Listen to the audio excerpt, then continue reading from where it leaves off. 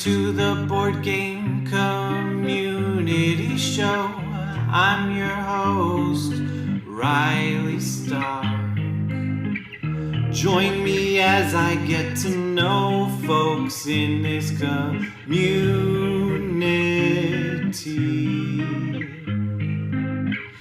They could be designers or streamers, podcasters, YouTubers, publishers, whatever. Really anything with an "er" at the end of its title is welcome here on the Board Game Community Show.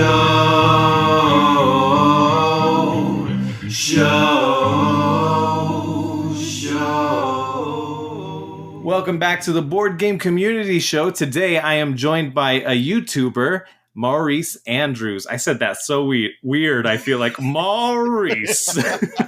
Hey man, I'll take it. You know, it's with me. With me just stepping into this, the fact that you even gave me an intro, I'm honored, man.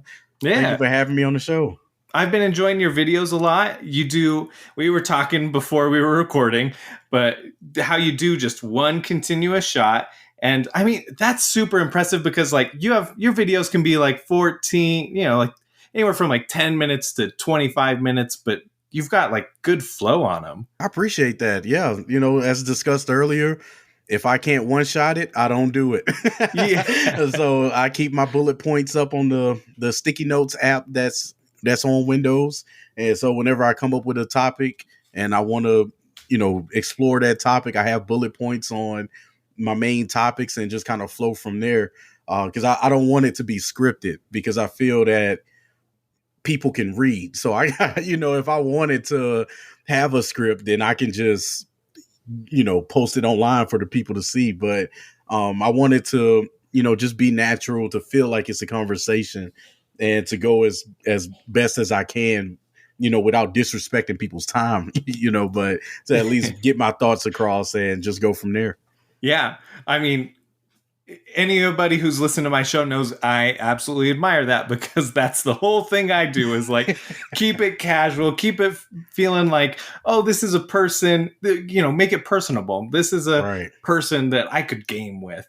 Ooh, I'll take that. Okay. Yeah. Okay. And you're not even that far. You're just up, like 4 or 5 hours north of me. So yeah, man, one of these weekends, bro, we can make it happen. Yeah. Yeah. That would be awesome.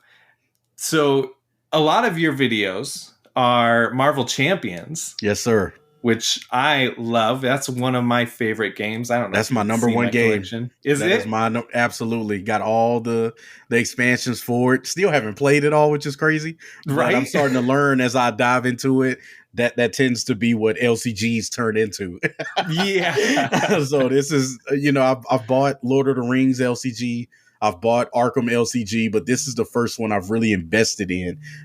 So I'm learning that there's a lot of content that Fantasy Flight pushes out. And, well, for me, now that I love Marvel Champions, I'm loving that aspect of it, but, it leave your pockets hurting. Yeah. Well, they used to do, like when they were first going, it was like once a month they were putting out a new character.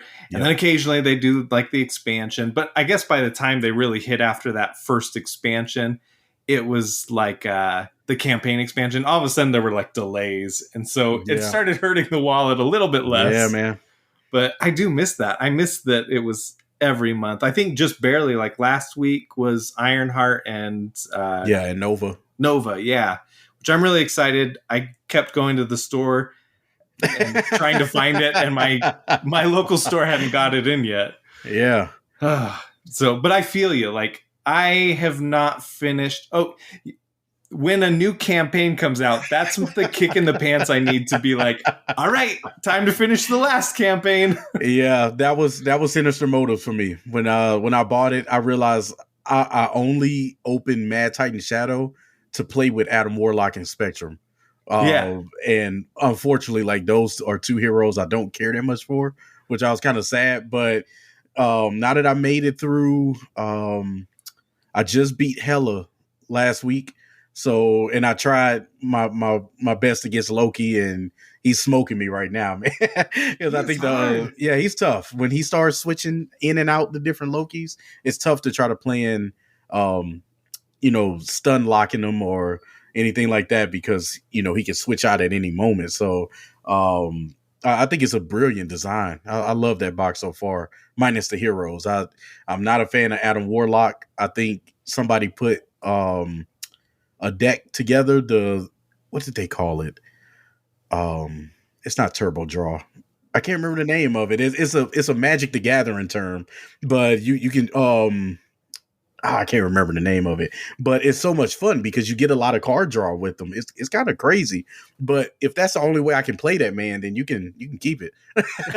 Like it reminds me of Quicksilver, man. That's why I don't like Quicksilver all that much.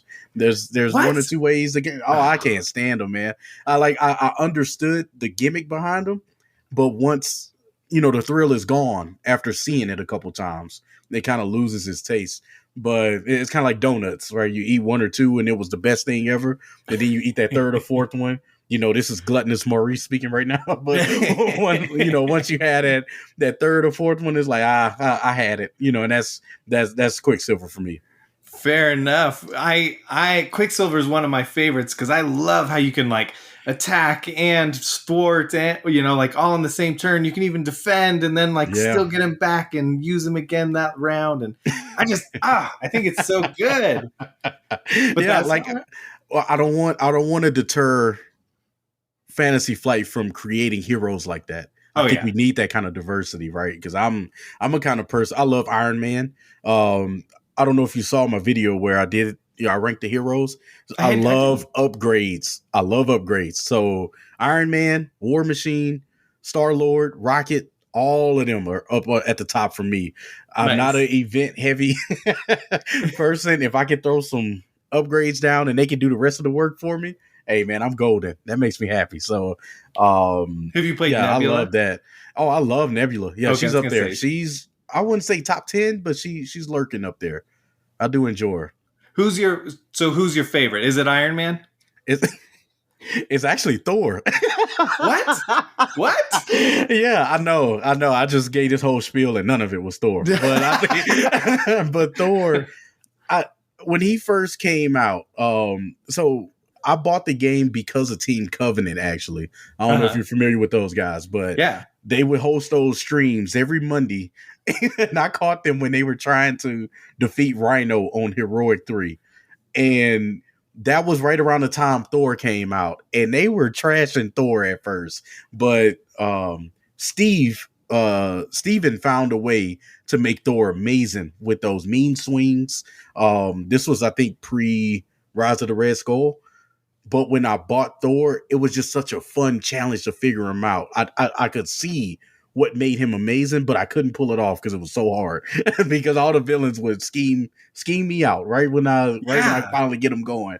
But as the game progressed, the better aggression gets. He's like Hulk. The better aggression it gets, the better he gets. And then when Valkyrie came out, all of those Asgard cards came out. Oh, I love him. He's so much fun for me. But he's kind of like a build hero where it takes maybe that first run through to really get him going. Yeah. But that forehand size don't help. So you got to kind of play things to get that around. But I love him. Yeah, he's my favorite. Hands down. Wow. That is awesome. Yeah, like I remember trying Thor and I was just like, wow, this sucks so hard. Yeah, man. But then I played him in a team and I was like, he's great in a team. Like if you're playing with other people, really fun. But I felt like solo, I just could never get him. But that's awesome. Like that's the thing about these LCGs and stuff is figuring that out. It's a puzzle just constructing your deck. Yes, sir. So, I love it. Me too. What's been your favorite villain to fight against? Ooh, that's a good question. Once again, this might shock some people, but the second collector, Escape the Museum collector. Yeah. So that first collector that can be burnt in the fire, but the second one it was something extremely different, and that changed everything for me. But also Taskmaster. Taskmaster challenges everything about your deck. right? Because even if you stun lock him, there's he has several side schemes, and it's fun to kind of play with people like Shang-Chi and Moon Knight and Elektra if you can, remove those if you could remove those side schemes that capture heroes. But he's another fun one. Kang, I think Oh yeah. Kang and Green Goblin are arguably the best villains that's out there for me, in my opinion. If I had to rank them, Kang and Green Goblin are like top 3 easy. Yeah. They're up there, but those would probably be my favorite so far. That would be me too. Kang, I love how it's more of like a story you're progressing. Yeah, he's And fun. So his one scenario just feels like a campaign on its own. Like I love that. I wholeheartedly agree with you on that. The fact Yeah. that once you defeat that first stage, and then it divides up into different game areas. So for you have to beat yours to get back to the other game. Like that was just they put in some really good work on that one, man. That was such a beautiful hero pack, and the hood is fun too. I really like the hood. I haven't tried him yet. Oh, he's arguably one of the most swingy villains because of those different encounter sets. Because there's I think there's 6 or 7 you have to put aside, and then whenever the game asks for you to put a random one in, then I normally use like a 6-sided die and roll to or I guess a 20-sided die and do multiples of 6. And that changes everything about him. So you may never play the same game of the hood, which I think is genius. They did an amazing job with that. So it kind of feels like he's recruiting people from the city to go up against you. And I think that's just a dope concept. Such an amazing concept. I've heard really good things about him, and I have it. I've used the standard 2, which is insane. Like, I'll take expert 1 over standard 2. Yeah, man. You play some dangerous games, man. That's a no-go. Yeah. That's a no-go. I thought that standard 2 would be easier than expert. So like I was doing a campaign and I just didn't want to pull out my standard cards out of the campaign, sort through it. And so I was like, I'll just use standard 2. Terrible idea. Oh my goodness, we lost so fast. Yeah, it's definitely, man, if Marvel Champions was the only game I played, I would put in the work to figure it out. But ever since I started YouTube, it kind of broadened my spectrum of I almost say video games, board games, where I want to try something new and I want to, find different things that I can talk about. And unfortunately, like Marvel Champions to an extent will fall by the wayside because I'm trying so many different things. But what's the ironic part about that are my highest view videos are Marvel Champions. Yeah. But I love board gaming so much to where I want to talk about, I'm gonna do one of these days. Maybe this will be a sneak peek. Maybe next week I want to talk about Dead Men Tell No Tales and Subterra. Those are 2 of my favorite games. And, they kind of mimic the, what's that game? Flashpoint, where you're the firefighters that's rushing into different buildings. Yeah. So, their Dead Men Tell No Tales is like the pirate version of that. You blew up this legendary ship and you're jumping ship to go and pick up, all the stuff that's there. But you didn't know you bombed like this legendary, this legendary pirate, and all his crewmates are undead. So you're trying to fight them off and steal loot and keep the ship from blowing up. Like it's crazy. But I love those kind of games, and I think that they don't get the credit that they deserve. So I know I don't have much influence, but just to kind of get that out there for people to get it on people's radars, man. I love to see more people play that. I love to see another one. That is awesome. I didn't know, I wasn't familiar with that game. So Subterra I've heard of. Subterra, that I don't know if you ever played it, but I haven't. Yeah, so it's you're placing tiles out. The game is building as you play. So there's 64 or 66 tiles, and you're trying to discover this cave and find a way out. You're a bunch of cavers the cave collapsed in, so you're trying to find a way out. But the exit piece is in the last 6 tiles of that stack. So you're trying to uncover this cave and try to find an exit. But the problem is, there's gas in the caves. There's caves that flood. There's parts of the caves that kind of cave in on itself.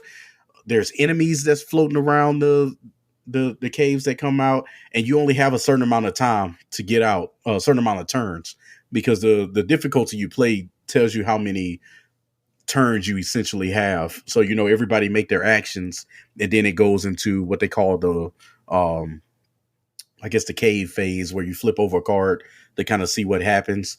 Okay. And and then it goes back and forth. But if that deck runs out, every move you make, you got to roll a die. So even if you found the exit and that deck runs out, every move you make, you got to roll a die. You got to roll a die for a skill check. And if you succeed, that you can keep moving. If not, then you get taken by what they call horrors in the cave. And so it's amazing. It builds that stress that I like from horror video games into a board game towards the end. I love it, man. Oh, that sounds cool. Yeah. Because it's co-op, right? Yeah. Or solo. Yeah, you would have to control like 3 or 4 characters, but I'm okay with that. Okay, yeah. Because I'm an avid solo board gamer, so I like that. I was gonna say, I know you like to solo, so Yes, what are sir. some of your favorite solo games? Ooh, so surprise, surprise, Marvel Champions. Yeah. But because I play that one 2-handed. I don't like true solo Marvel Champions. Oh, really? Yeah, I normally play 1-handed, but I mean 2-handed, excuse me. But Everdale was a huge one for me. When COVID hit, I started looking into games that could be played solo. That actually kind of turned me into a solo gamer, because I was playing Marvel Champions, but I loved Euros, but I didn't know how to play them without people. So I started looking to see if there was a such thing as a solo Euro, and Everdale came up, and Dice Tower was doing their top 100 at that time, and there was a lot of people that had Everdale up top. Mike DeLisio was talking about how it's an amazing solo game, and that it was the automata for it was extremely fun and smart. So I decided to go out on a whim and buy it, and yeah, it's up there for me. I like Nemo's War. That one is a little heavier. I don't know Nemo's War. Oh yeah, Do man. You play as Captain Nemo trying to go through you're essentially trying to survive the waters. There's certain objectives that you can make. So it's similar to Civilization, where there's like a military victory, a science victory, stuff like that. Okay. But, you're traveling the waters in the late 1800s. So you're seeing like Confederate ships, and you're seeing, warships from Europe, and, bandits, and you're trying to complete your objectives while maybe fighting them off. It's super cool. I like that one. Yeah, let's see. I got a whole Chronicles of Crime. So that one, I think it's a better experience as a co-op, but that one I don't mind playing solo. I love detective style games. The Detective Game by Portal Games, love those series. So Detective, Vienna Connection. I just bought the Dune one that they did that kind of does a detective style game out of it. So yeah, I love those. Mansions of Madness. That's another big one for me. I love that one. Arkham LCG. I like that one a lot. Yeah, that's like my realm of solo games so far. That's awesome. Do you how much of Arkham LCG do you have? Since we've already talked about Marvel. Yeah, I haven't stuck too much money into that one, man. I'd be out on the streets if I was invested in that one. But I have the base game, the Dunwich Legacy. Oh, what's that first one right after it? Miskatonic University. Yeah, so that's all that I have for it. I don't have any of the newer Investigators or any of the other cycles, but I see what's coming up. So, yeah, the Excelsior Hotel and the Carnival of Horrors, I think is the name of it. I want to try that one, and the Express one, where you're jumping the train and it's detaching piece by piece. What? Oh, I can't wait for it. Oh my goodness. I can't wait to get my hands on those. So if Marvel Champions decide to slow down one of these days, I'm catching up with Arkham. No hesitation. That's what I keep running into, because I got into that a couple months ago and played. I actually played Carnival of Horrors Yeah. on a stream, and that was really, really fun. But like, man, it's one of those games that's so crazy how different each game is, and how hard the game is. 100. Oh, that's why I run Guardian. Like that, that game is so brutal at times. I'm like, you're not catching me slipping with these 9 and 10 health villains, man. Like I'm running Guardian. I'm throwing dynamite, shooting shotguns. Hitting them with machetes. Yeah. You will not catch me slipping. I can't catch a clue to save my life, but I can definitely kill what's on the board. You can survive. Yeah, man. Rolling banks for the win. I love rolling. Awesome. Yeah, man. It's super fun though. It's because I love the immersion of the game. I don't remember who said it, but somebody was like, it feels like a board game. It's a card game that plays like a board game. And for anybody that's listening and don't understand what that means, if you ever played a game of Arkham Horror, you have cards that's out on the table that serves as locations. So it's a game that builds out kind of cool. Like if once you have everything out on the board, if you were to put a border around that whole game, it would look like a board game. Oh, absolutely. But there's just so many cards that's everywhere and locations that you have to go and tokens all over the place that you're trying to pick up. It's beautiful, man. It's just such a cool game. It's beautiful. It's still going, which is another thing. So there's plenty of content if you ever decide to get into it. Yeah, man, I got a love-hate relationship with Fantasy Flight, but I'll always promote their games. Yeah. I feel that. They put out some amazing games. Yeah, I'm a huge Fantasy Flight fan. Yeah. Huge. Do you play other, like, have you played their Star Wars games? No, but one of my friends have, I want to say it's Star Wars Destiny. I guess the one with the pilots, like you have to buy some of the extra planes to be able to fight each other on. Oh, yeah. Yeah, I don't remember the name of it, but I know that he has that one, but I haven't got my hands on any of their Star Wars games. Because I hope that they do one similar to Mansions of Madness if that don't exist already. I wonder if Imperial Assault might be that, because Imperial Assault uses an app.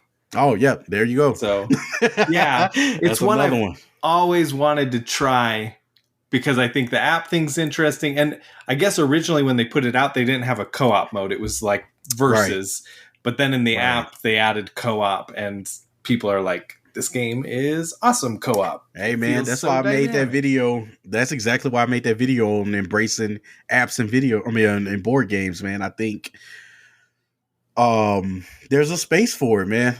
It doesn't make you feel like you're playing a video game as much as it makes bookkeeping so much easier, and there's so much that can be taught through the app to where you have less of a rule book to read. But yeah, to not stray too far off, that's I may have to get that Star Wars Imperial Assault a try, excuse me, because I think that'll be a cool one to check out.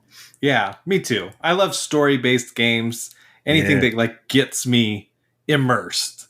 There you go. So, which is why, like, have you played Marvel Legendary? Yeah, so my friend bought it because he probably gonna listen to this. He bought it for me for Christmas, and I just got around to playing it. And I remember on the top 200 games that Chef Stories and Kevin Erskine, and all of them that's a part of that group, and Mike from the co-op shop, the one-stop co-op shop, was like, man, that game is practically brain dead. So that always stuck in my head, So when my friend bought me the game and I played it, and I was like, I can see what people mean about the quote-unquote brain dead part, but there's so many expansions for it, right? So I don't know how good the game can actually get. Like, it's a fine deck builder. I wouldn't play it over Aeon's End, or people might scold me for this one, but I wouldn't even play it over the Harry Potter Battle for Hogwarts deck building game. Hey, but Harry Potter's a touchy IP, but that game is actually really good. So I like it. I don't think a lot of people really like that game, but I think if you equate it to the time it came out, there weren't, outside of Dominion, there weren't a lot of deck builders that were out that was doing what the game was doing, in my opinion. But I think that showed me what co-op deck builders can be. And as my experience with board gaming increases, like, would I rank that high right now? Absolutely not. But I would still go back and play that one. I don't know that I'm willing to say that for Marvel Legendary. Yeah. Like, I wasn't impressed with it. I'd rather play the Alien one. I think the Legendary Encounters. Oh, that's what I was here. I need to try that one is great. It's hard. Like, I didn't struggle a lot in Marvel Legendary. Maybe that's where the frustration comes in. It's not that challenging. But the Legendary Encounters Alien one was hard, man. Me and my friends struggled, tooth and nail trying to get a win, and we still were losing. But I think that's, if a solo game is easy, it's not worth the time. Yeah, I totally get that. Like, Marvel Legendary, I started playing very first came out. It was the first deck builder I had ever played. Yeah. It just was like mind blowing. So I collected a lot of the expansions, but even then, the entire time I was like, I wish I could just play as Wolverine. I wish I could just play as Spider-Man, and that maybe these cards that the deck I'm building are like team ups or something, but give me something unique, or, and I started homebrewing it even, and like playing with design and trying to like make it what I wanted. And then Marvel Champions came out years and years later, and I was like, this is so good. Like, I don't even I haven't played I've played Marvel Legendary once since it came out, but it's like Marvel Champions just scratches that itch. We don't have to talk about Marvel Champions the whole game. The whole time. But we'll keep coming back to it, right? Oh, you know it, man. You know it. That's my number one. So anytime Marvel Champion get on my radar, man, I hone in. I've actually thought about, because I have multiple friends of the show and friends outside of who it's one of their favorite games. And so I've thought about doing like a Marvel Champions episode and just having a couple of people on that love the game, and we can all like just talk theory, talk shop. So, hey, all I got to say, if I'm not available that day, I'm available that day. I'll find a way, man. We can make that work. That would be awesome. I'm in on that. Okay, we'll set it up sometime. Love it. So how's your experience been YouTubing? Oh, dude, it's been beautiful. Oh, my goodness. I'll just start from the beginning on what got me into it. Because late last year, I started losing interest in my hobbies. So I love basketball. I love boxing. I love board games, love video games, and none of it was bringing me any joy. So I got to the point where I was like, man, maybe I should go talk to a therapist. Maybe there's something happening in my head that I'm not privy of because I'm not accustomed to it, whatever that would look like. So I started talking to the counselor, and after 2 sessions, she was like, Maurice, I don't think you're depressed. I just think you need structure around your hobbies. Maybe consuming is no longer enough for you. And she gave the example of basketball. Instead of going playing recreationally, go hop in the league. You got teammates that you're going to have to depend on. They're going to have to depend on you. There's stakes involved. It changes. Instead of a regular pickup game, now you're playing for something. There's something there outside of just playing, right? So she don't play board games, so she didn't have anything to say about board games. But after that conversation, I went home and I was thinking about that. And I was like, what does bringing structure around board gaming look like? Like, what? I'm definitely not creating a game. Like, that's not my lane. If I build a game, 20 years from now, I've succeeded at life, right? But I was like, man, what does that look like for board gaming? And then I was watching a few YouTube videos and I was like, I think I could do that. Like, there's not a lot of black people in the space, to be honest with you. And, I started thinking about that more. And I was like, even if 20 people decided that I was worth listening to. Like, that's worth it for me, right? I'm not here to become big in the space, but I think I could pull that off.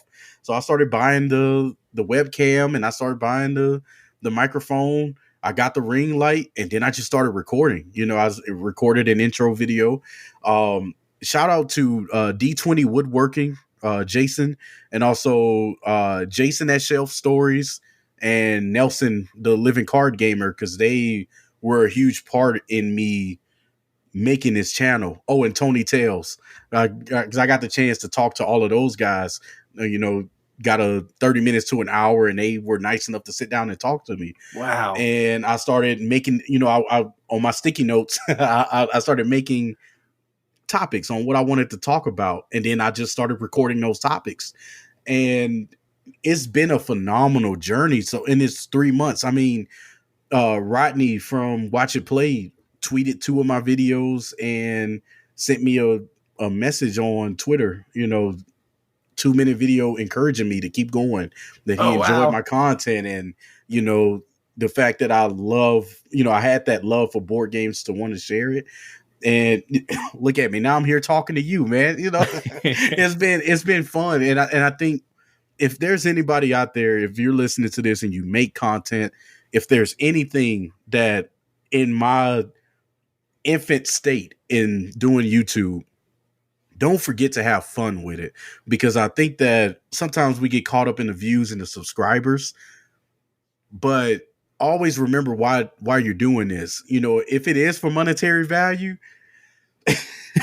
good luck, because I don't think there's anybody in board gaming, whether if it's content creating or even board game designers, that can afford a Bugatti, like our hobby.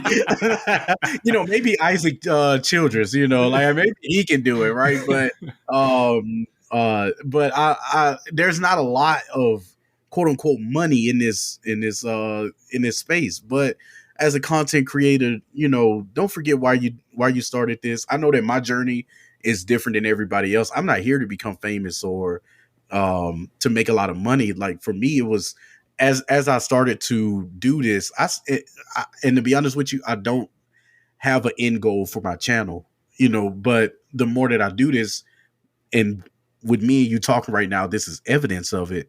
It's the community building. Yeah. It's that I get to talk to people that love this just as much, if not more than me. I talked about earlier about there not being a lot of Black people in this particular, like, this space that we're in of board gaming.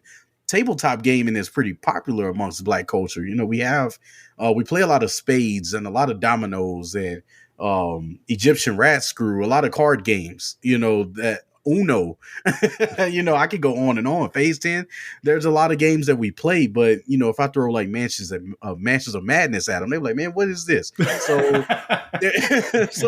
to see that there's not a lot of Black people in the space, but the fact that I can come in and still feel welcome here, I'm loving it, man. I think that if anything, for people that's content creating, be a part of the community. Maybe videos don't have to be your particular thing, but just get into these Discord channels and talk to people and reach out to people on Twitter. Like, there's so much in this space that we can learn and love to grow within it, because it's big enough to where games can be sold for $200, $400, or excuse me, Marvel Zombies with the $600 one, right? Like, there's plenty of space out there for these expensive games, right? So there's enough money out there to where it's strong enough to support these heavy games, but it's still not mainstream yet, right? So there's still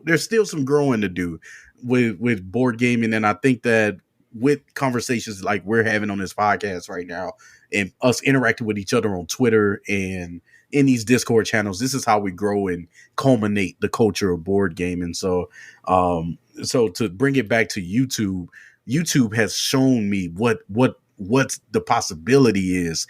Like, I don't know if a year from now, if I even have 1,000 subscribers, if I hit 100 by the end of the year, I'm happy. If I hit 100, I'm happy. And if not, I'm happy. I'm happy that I found something that I'm good at creating, and that's just sitting down flapping my gums at people, right? Like it's, I'm just sitting down talking about board games or half the time Marvel Champions. So I'm having fun with it. I'm meeting a lot of people. The fact that somebody like Rodney from Watch It Play know who I am, Jason from Chef Stories know who I am, and interacting with all these content creators, it's just been a blast to feel like I'm a part of this community. So if anything, that's what YouTube has brought me, is the fact that I can reach out to people in this space to learn something new or to interact, to continue that community building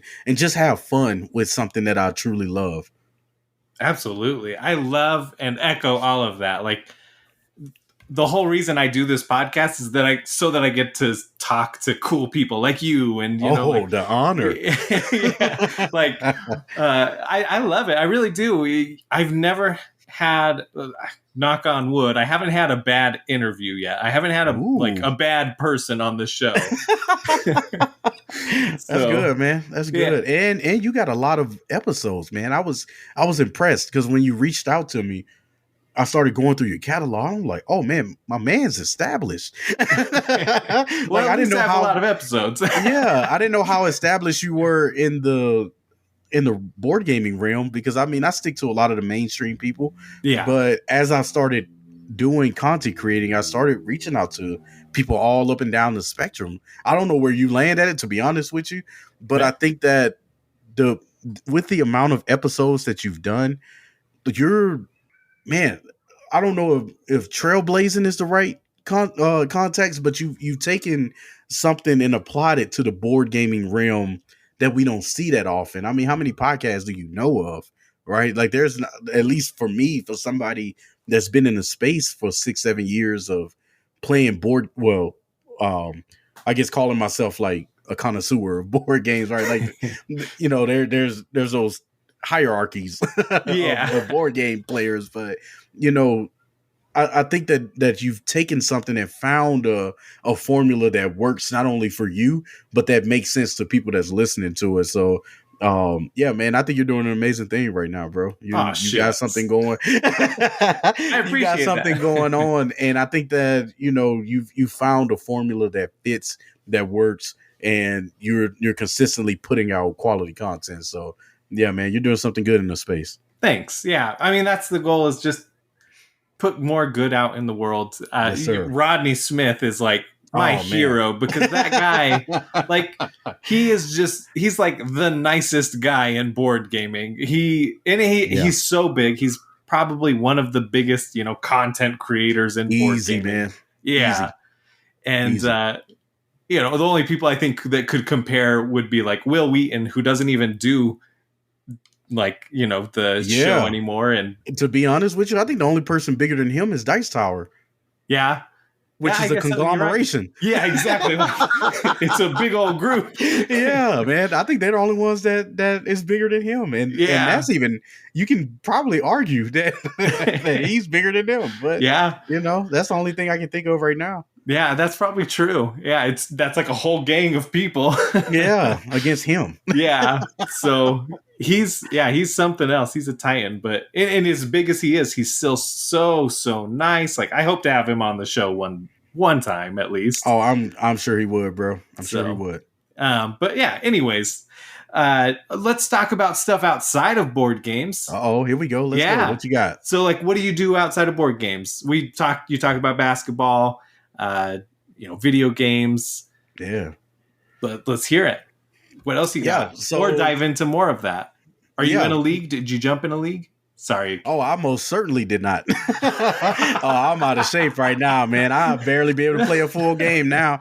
But I did boxing for a little bit because that's that has hopped up to one of my top 2 favorite sports now. Nice. As you can imagine, basketball is the other one. But I started watching boxing maybe 6 years ago, and finally started catching up to a lot of the heavy hitters in the game right now.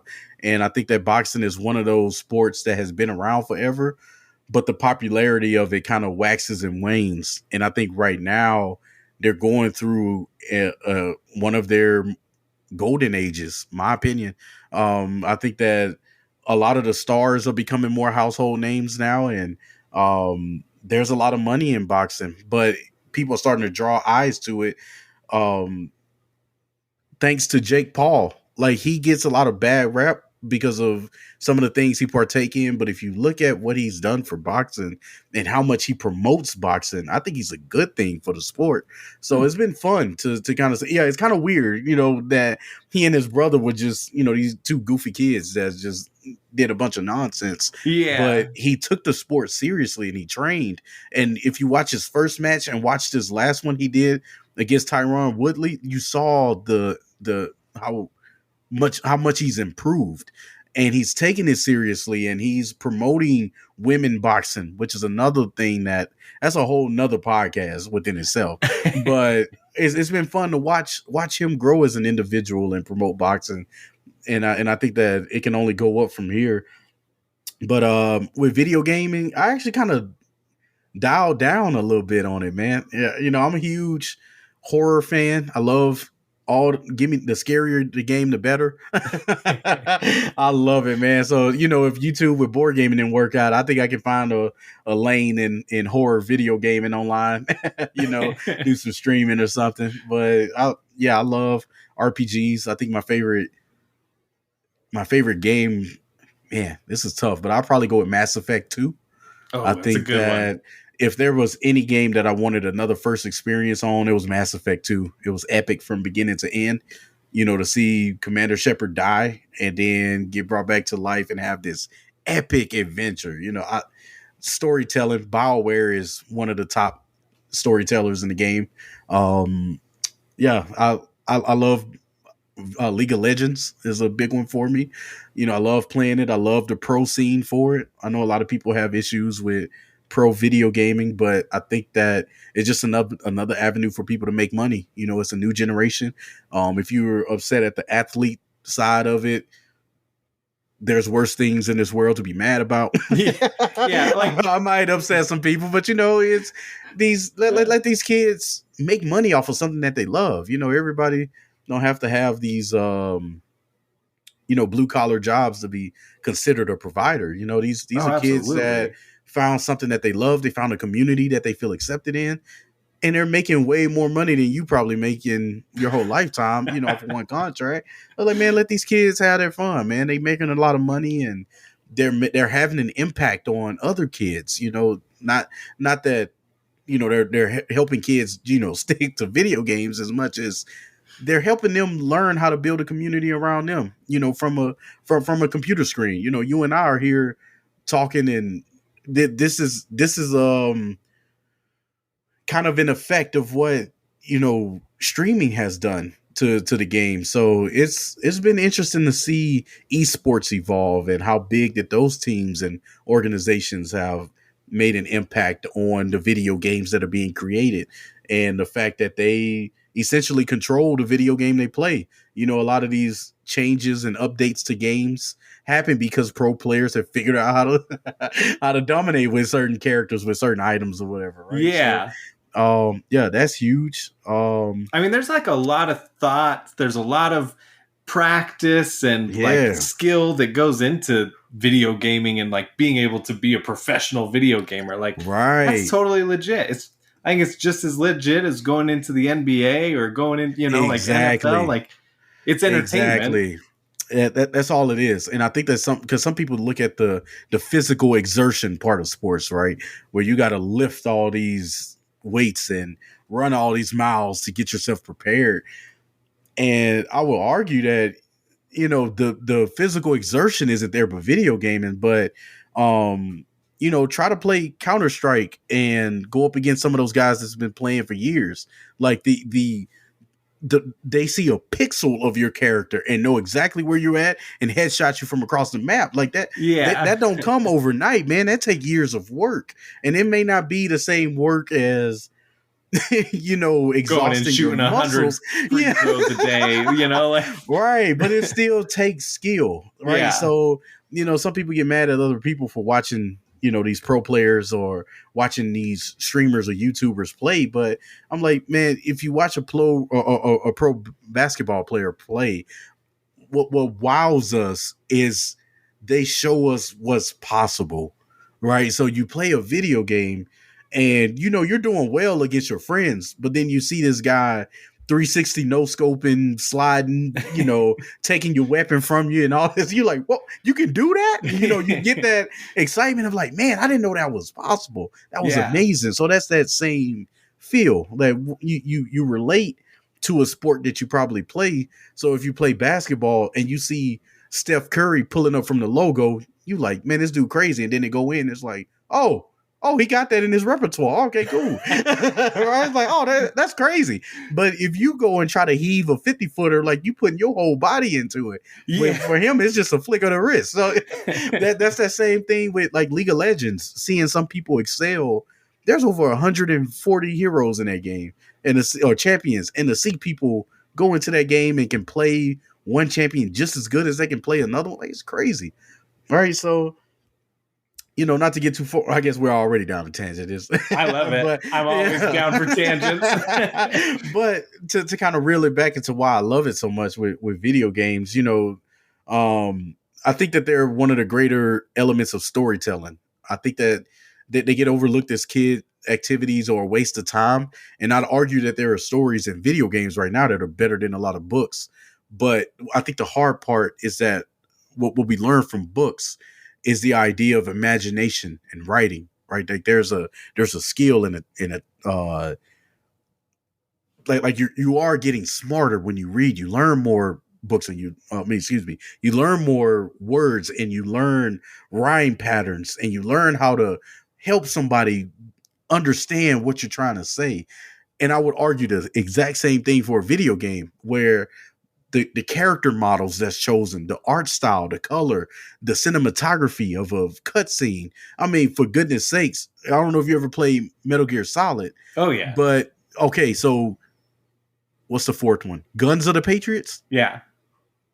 Have you played that one? Yeah. That 45-minute cutscene. Yeah, insane. The audacity of Hideo Kojima to put a 45-minute cutscene into that game. But that's a whole episode, right? Yeah. But that's a small part of the game. So you have people, there's voice acting and mocap, motion capture, and there's so much that goes into video games that doesn't get the proper respect that it deserves.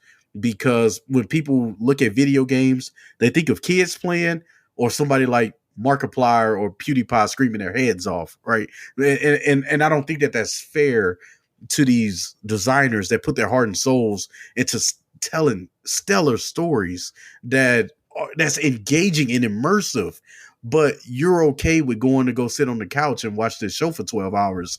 But I go play Mass Effect for 3 hours and I wasted my life. I'll leave it at that. I love that. That's totally valid. Yeah, I have those same thoughts of like,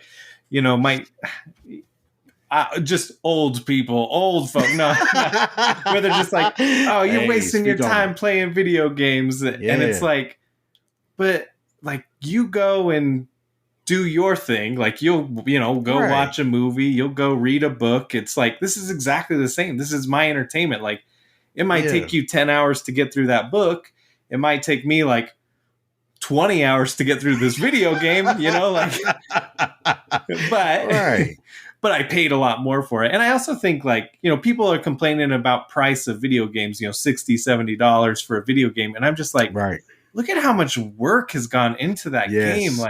And that you can play even a game, for 20 hours, that's still nothing. Like paying $70 for 20 hours worth of entertainment, that's sweet. Yeah, man. Ask people. So I can see over your right shoulder one of my favorite games of this year, Sleeping Gods. Oh, yeah. It came out last year, but I count it as this year because that's when my store got it. Yeah. But I paid $90 for that game. And over the course of 3 weekends, me and one of my friends finally beat that game. I I don't know how many endings you've played so far, but we got ending 10, and it was so good. Ooh. And I paid $90 to play that game for almost 15 hours, right? And we only explored 5 of the 13 areas. There's so much in that $90, right? So to Yeah. bring it back to board games and equate, the dollar per hour value that people like to throw on video games. As much as I love that game, I could still remember when I went through Detective. I only played that game for maybe 7 hours before I beat it, paid $30 for it, and there are parts of that story that's still up here because it told an amazing story, right? Shout out to Ignacy Chevicek and Portal Games for creating and crafting a story. And that's where I love that board gaming has evolved, because you can tell legit story. Sleeping Gods. Yeah. Ryan Lockett was in his bag for that game. So I don't know if when you played the game, if you found, he's my favorite character in that game, Wayfinder. I've only played a couple hours. Goodness. I have cats, man. And so so I can't leave the game set up. It's the worst part of having cats is like I have to clean up every time. Yeah. And unfortunately it doesn't get set up all that often. I would argue that to play Sleeping Gods, because I didn't play it solo, so I can't speak on how much time would change in solo, but it was me and one of my friends who played it. And we played in like 5-hour sessions. That's how long it took us to get through the act. So we played, the event deck is like 16 cards or something like that. Yeah. 15 or 16. So that's how many turns you have before you reach that first act. And then there's an event you have to go and do, right? But oh man, I wish I could share my experience with you without spoiling the game, man. Because that's another game I could talk about for hours on end, because it's such a good story to that one. Yeah. By the end of that, me and my friend, when we got through it, like I felt fulfilled when I finished that, because it was so much fun. It was a wild ride. We had so with that event deck. Yeah. Just to show you how much we didn't understand the game at first. So it tells you how to build the event deck. So there's like supposed to be the easier cards on top, and then it kind of gets to the middle where there's some interesting cards that might do you some damage, might not. And then the last one is definitely trouble every time you flip that thing over. Yeah. We, in our infinite wisdom, put the hard cards on top. So we were struggling in that early game. But what was crazy was that we survived it. So it got easier for us. It was so crazy. It was so ridiculous. But we were able to get through it. And then once we figured out the flow of the game, we figured out that combat. Oh, it was over from there. At that point, it was just, how much is this game about to troll us?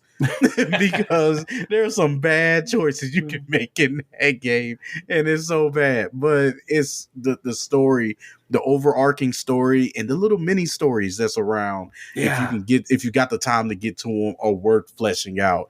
They're so fun. They're funny at times. There's some wacky characters in that game. There's some interesting characters in that game. Like we picked up a ghost on the ship one time and didn't know if that was a good or a bad thing up until, we finally finished the mission for it. I won't spoil it if you get to it, but oh my goodness, it was so cool, man. Because at this whole time we're wondering like, are we about to start losing some health? Is he about to start stealing from us? What happens if we take him to his destination? Like, it was just crazy, man. But that's one I would promote. Shout out to Ryan Lockett. He did a phenomenal job with that game, man. Such an amazing game. He's a fellow Utahn. Oh, look at that. Yeah. Oh, okay. We got designers here in Utah. Oh, okay. I hear you. So, does Idaho have, my friend John. I wouldn't know, bro. John D. Wood, he did a game with Button Shy that's pretty awesome, Making Manhattan. Okay. But yeah, he's in Boise, actually. Oh, that's where I'm at. Yeah. Look at that. So there's at least one great designer for me. He's awesome. I'll take it, man. How about from Texas? That's where I'm originally from. Oh, there's got to be plenty from Texas. Have you seen Wonderland's War?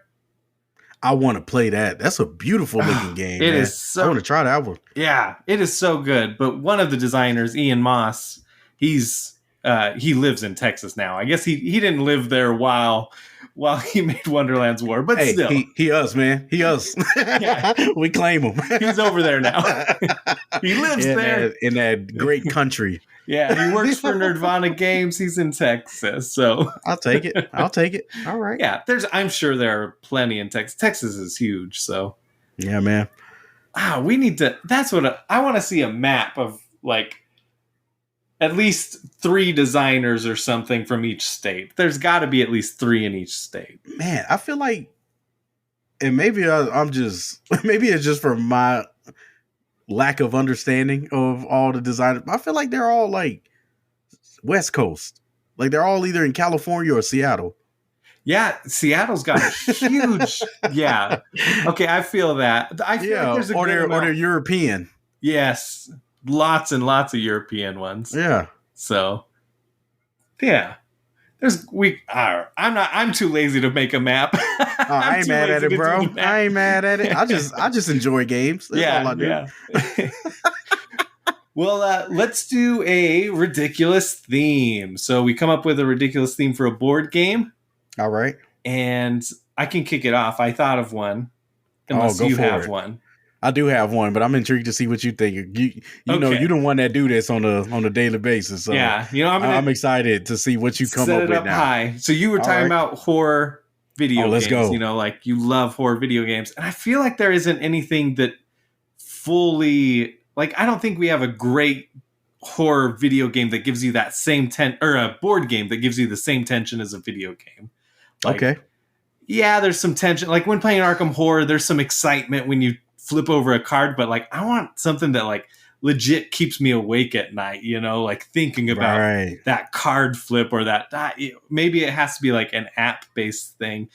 It doesn't, this obviously ridiculous theme doesn't have to be super well thought out, but I think a cool horror themed board game that an app based one would probably be the way to go, where it could be playing music or sound effects and all of a sudden it just goes silent and you're playing and you don't even realize that the music has stopped type thing because you're immersed in it, and then all of a sudden there's footsteps and you're like, what?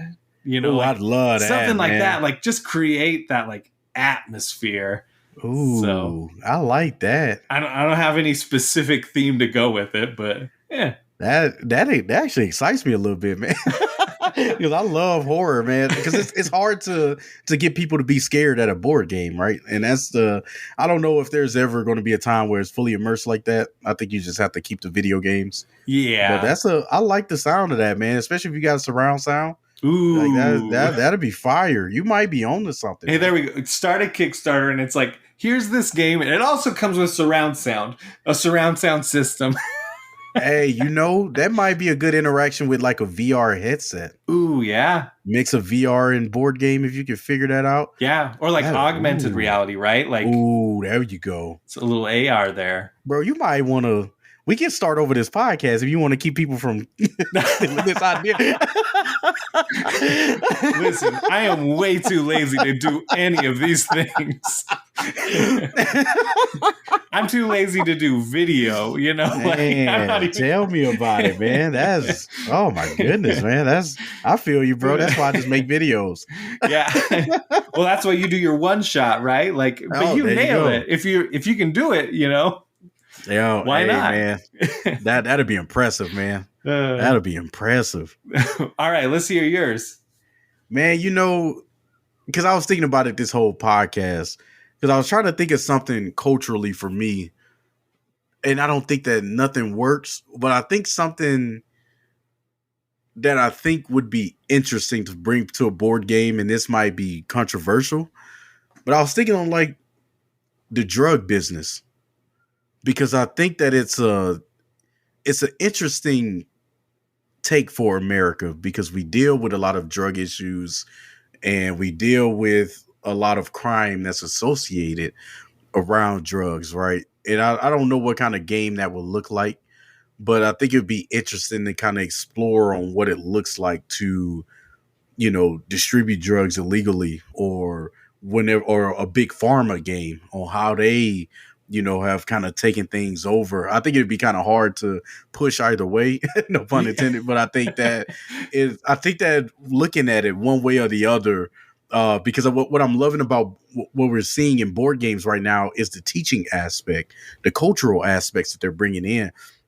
So I couldn't think of anything culturally, from my past that could work as a board game. But I guess I've only had the amount of time I've been talking to you.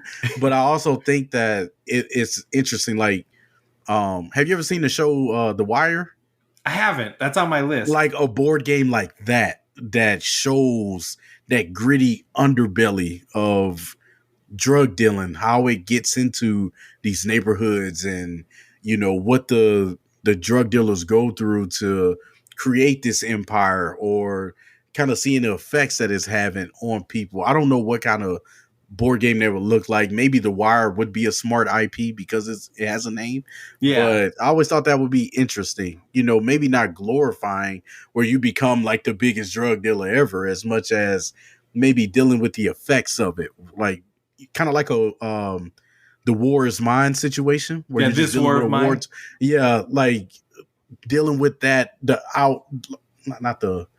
dealing with the aftermath of war, or what it looks like with a war going on, like playing a way to survive all of this madness that's happening.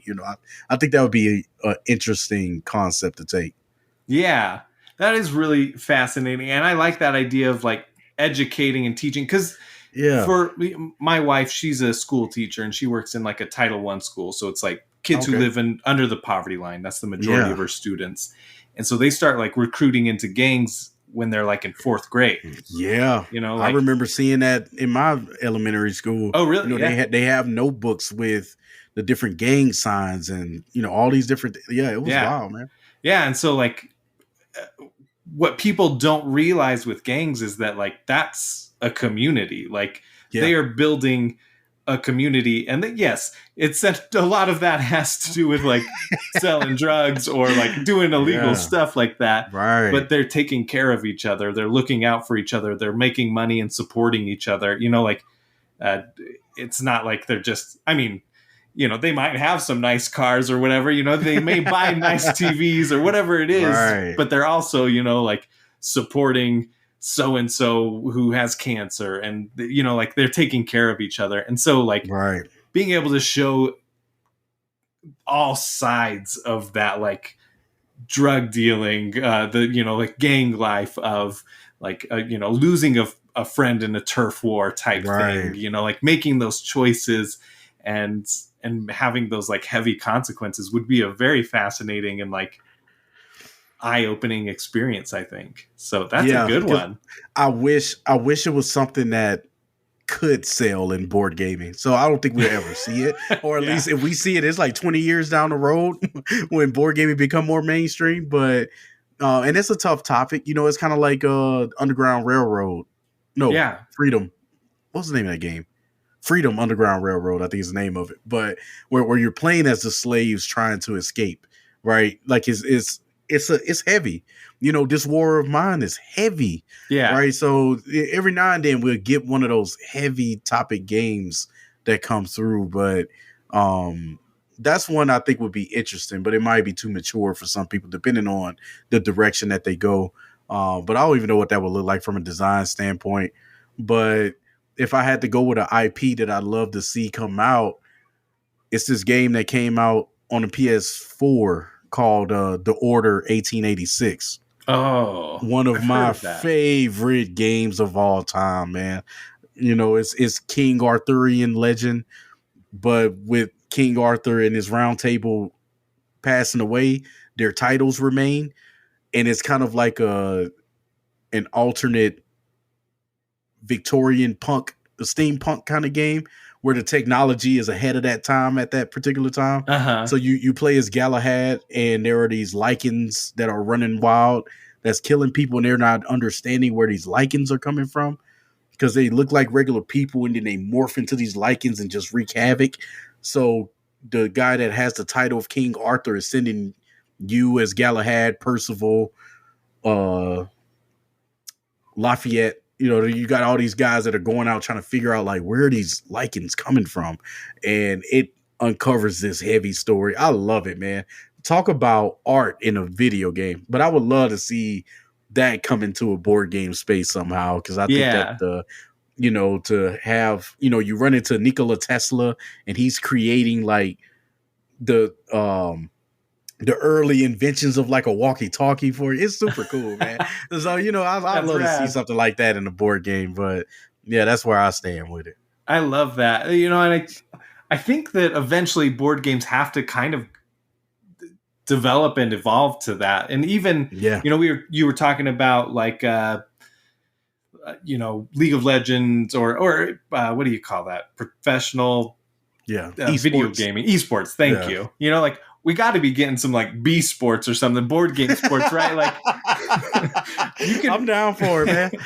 You can watch like, people will watch games of chess, and it'll show like their faces. It'll show the board. It'll have an announcer talking about like their strategy and, they just took this move, you could easily do that with board games. Like you can have it. We should be doing that. There's tournaments. People do tournaments. You go to cons. Like I think that a company, like Root is so big. I've never played Root, but I haven't either. That's on my list though. Yeah, it's like a really highly competitive one, and people like get really, really into it. They need to like set up some cameras and have multiple tables going at once, and like have not a narrator, an announcer, and I totally could see that picking up over the years and build in hype. Like give it the poker treatment, give it the chess treatment. I think you're onto something, man. I would definitely see like a Twilight Imperium one. I just played Twilight Imperium over the weekend, and oh my goodness, seeing the savages amongst my friends play, but to see the savagery of strangers, people who don't know each other, that's just going at it like friends. I'd love to see that, man. I think that'd be pretty funny. That would be awesome. Yeah, like that would be incredible to be able to see that and watch that. How did you like Twilight Imperium? Was that your first play? No, this was like my third or fourth one. Whoa. To be honest with you, I hated it up until this weekend. Like, because I struggle with war games because some people have a hard time dealing with the repercussions of your actions, right? Like that sometimes they get emotionally attached to it. So I'm not attacking you because I hate you. Like I'm attacking you because you decide to put that one person over there that's next to some resources I need. So if he dies, he dies. Like that's not my concern. Yeah, but resources are my concern. Right. So it's a hard thing for me. So I typically stick to co-op gaming, but like it's I don't care that much for politicking in board games. Yeah, but like this past one, I had a lot of fun with it. It was interesting to see how things played out. I'm becoming more open to them now. Like I'm okay with going to war with people. I still have a hard time with deceit. I have a hard time lying. Yeah. Games. So games that require lying, I'm terrible at it. So I'll probably never play Among Us, but it's super fun to watch because people are funny. But I do like that game. It's fun. That's cool. I think, as you talk about that, games with deceit and stuff, that would be a really entertaining one, right? That is the poker effect of like bluffing. And I could totally hear announcers being like, so-and-so needs to kill so-and-so if they have any chance of getting those resources, but will they risk that allegiance? Like, oh, dude, you'd be amazing at it, man. Look at you. You'd be amazing at it. So, yeah, that would be fun.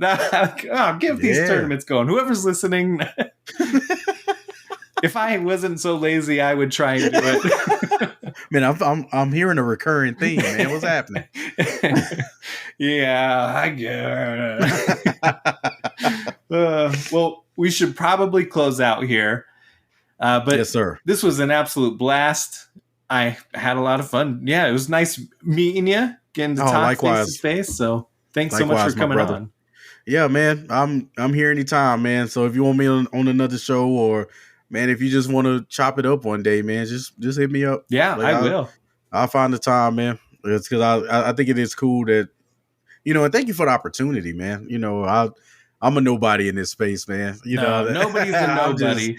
I I'm see just you. out here making videos, man. You're I'm just out here going. making videos. You're doing the work and you're interacting with people on Twitter. That's one of the biggest things for me. Is like I will stop watching some of the bigger names when I see that they don't interact with the people, the actual Yeah, man. community. And like, I'm here to interact with the community here. I'm here to like support people who want to be a part of the community and not just be like, I'm above the community. Like, so, Right. so I appreciate what you're doing, like, yeah, I think you're doing great interacting. You're creating a positive space. You're putting out good content. So people go and subscribe. And you need.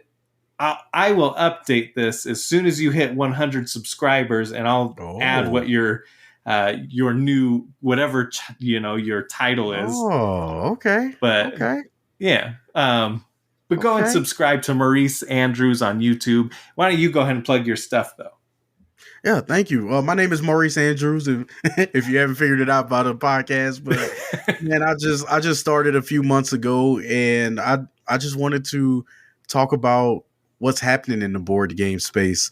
I originally started with Marvel Champions, but I didn't want to put myself in a box that I'm a Marvel Champions YouTuber, and I also felt like that limited me to not only the kind of content that I wanted to make, but also the kind of people that I can meet. Like I don't think I would be talking to Riley right now if I stuck with Marvel Champions specifically. And I think maybe I'd be higher with subscribers if I stuck with Marvel Champions, but I'm here for board gaming. I'm here for my enjoyment of board gaming, my enjoyment of being here with people, but also creating or adding to the community that's already here to let people know who's kind of new to the space that there's a place for you, and for people that's always here, you're always welcome somewhere. So I'm here to talk about some of the games that's out, give some reviews. I'm also here to talk about some of the stigmas and some of the happenings of board gaming. So, stop by and check out a video or two and comment. I love to talk board games all day. So I definitely love for you to stop by and see what I got to say. And I hope that what I got to say is worth it to you. And if you drop a comment, I'll definitely comment right back and hold a conversation. Thank you so much for listening. Thank you, Maurice, for coming on. That was an absolute blast. Go and subscribe to his channel. Help him get to that 100 so he can get that custom URL. The URL, at least the temporary one that'll take you there, will be in the episode description. You can also just go to Twitter or go and search for it on YouTube. If you enjoyed the show, I would appreciate you sharing it with your friends and sharing it on your social media, spreading that love. If you really, really liked it, a review would be great on Apple Podcasts. That means a lot, and it helps the podcast get seen more. A side podcast that I have is Friend and Foe Adventure Co., where we play B&B, which is a tabletop RPG based on the kind of D&D parody in the Borderlands video game universe. And it is a lot of fun, but it is explicit. So if that's not your jam, don't worry about it. You can follow me on Twitter at RiledNerd. You can email me, TheBoardGameCommunityShow at gmail.com. And in this episode, we talked about like interacting with people on Twitter, interacting with people in the community. I really love to interact with people, and I value all of the friendships I've made in this community. I love it. I really genuinely love interacting with everybody I get to interact with on Twitter and in the podcast. And thank you. Thank you for listening. Thank you for participating on Twitter and just making this space such an awesome space. Also, it is the start of Pride Month, so happy Pride Month. I am so happy that I have such good representation on this podcast. We have people of all different sexual orientations, different gender identities, and I really value that. I want to promote as much diversity as possible, because that's what we want in our gaming space. I really want a diverse board gaming world. So happy Pride Month. Yay! That is it. Until next time, keep nerding out. My first experience of a heavy board game. So everybody has a unique way of getting into, there's that surface level of board gaming. Everybody has played Monopoly, Sorry, Life, chess, checkers, Connect Four, right? Like that's the surface of board gaming, right? And then there's a board game that rocks your world. You did not realize board games can be this.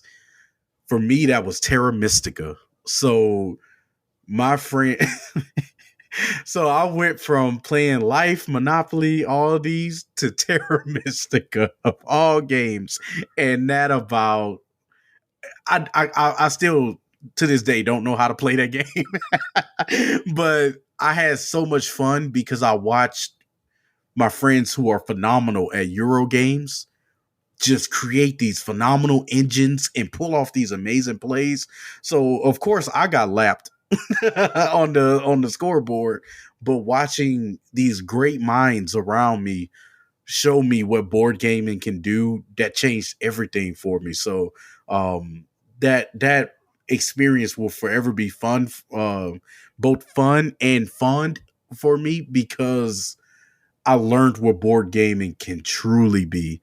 And this is not to discredit gateway games or Hasbro style games, because they are there for a reason. And there's a reason why they're on the shelves and not Gloomhaven, right? There's a reason why they're there, because of the accessibility and the fun that they provide. So I'll never talk down on those games because I think that they have their place.